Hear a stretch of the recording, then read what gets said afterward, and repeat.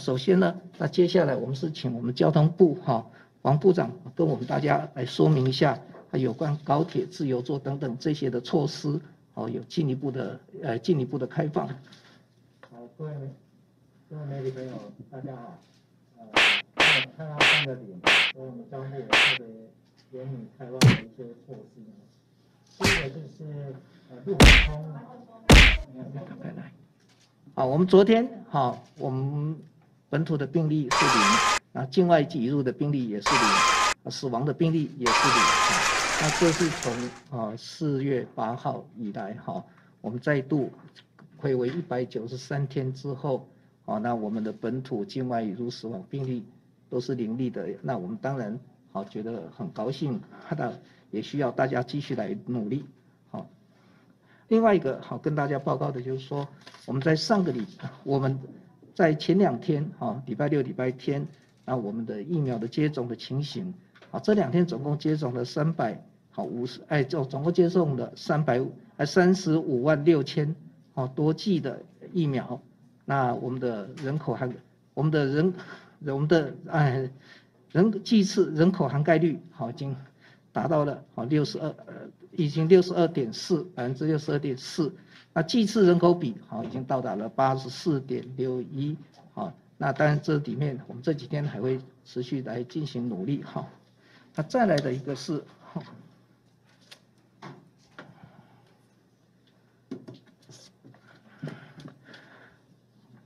我们第12期的接种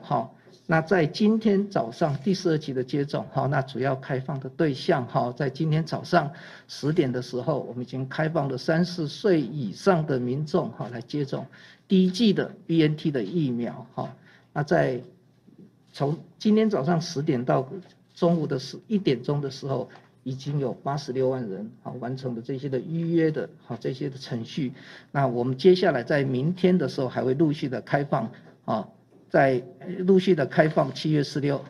民众7月16号以前已经接种莫德纳第1剂的这些的第1剂的这些疫苗的民众来预约第2剂，然后 AZ 的疫苗接种第2剂然后莫德纳的也来接种第2剂的部分那这部分的话，还希望我们民众还能够符合资格的，那把握时间来进行预约。那预约的时间呢，会一直到了10月20号中午的12点。这是我们第12期开始预约的一个状况。那首先呢，那接下来我们是请我们交通部王部长跟我们大家来说明一下，有关高铁自由座等等这些的措施有进一步的开放。好，各位媒体朋友，大家好。看到3个点，所以我们交通部特别严拟开放的一些措施。第一个就是陆海空。这样有开吗？第一个部分是陆海空场站饮食的开放那我们从明天开始有这个3项的一个开放一个是客运转运站，客运转运站包括国道跟市区的公车客运，从明天开始在候车区可以开放饮食。那另外是海空运的场站部分，明天开始国内的场站就开放饮食，国内包括国内的航空飞离岛等等的，它是可以饮食那另外在国际航空站跟海港的部分，我们在国际场站出境的部分也开放饮食。换句话说，你如果要出境，从这个大厅一直走到这个管制区内，你可以饮食，然后相关的餐饮业也开放，也就是说，你可以在这些餐厅那个可以在内来这个使用。那国际场站的入境的部分，因为入境是现在整个指挥中心管制最严格的部分我们还是严格分流管制，要求他在指定区域内这个离开场站，所以这部分是完全不开放，所以是国际场站之后在出境的时候开放。那我们的配套措施就是说，在这些区域里面的餐饮业要遵守餐饮业防疫管理的措施来办理。那另外在我们在使用我们的这个餐饮的时候，又要每一个人要依据这个指挥中心里面的这个维持社交距离啊，来使用。这个是在客运转运站跟海空运场站的部分。海空运场站包括所有的机场，还有包括所有的港口，全部都适用。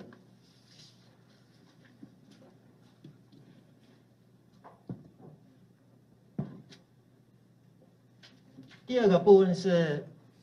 高铁自由座的开放哈，因为高铁它本身是有29天可以预定哈，所以它没办法，比如说在这个10月，事实上原来高铁的10到12都已经用一般的座位已经被人家预定了哈，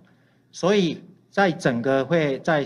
下个月11月8号开放自由座，那同样在10月8号当天会把所有的班次从现在899班调回疫情前每周1016班，也就是说完全恢复正常的方式来进行哈。那自由座大家所担心的是不是会有太挤的问题？那我们协调高铁公司，就是目前自由座是在10到12，总共3节，所以高铁公司在通勤的尖峰时段会增加4到8节的自由座。然后并滚动检讨调整这个车厢数，也就是说，如果10到12太拥挤的时候，在尖峰的时段，它会增加其他的这个车厢当自由座，把自由座的这个拥挤把它分散哈。那除了增加自由座的车厢以外，同时会视这个整个需求来增加班次，来舒缓这个自由座的这个人潮哈。那这是高铁自由座的一个部分，所以今天大概3个部分哈，请各位媒体参考，谢谢。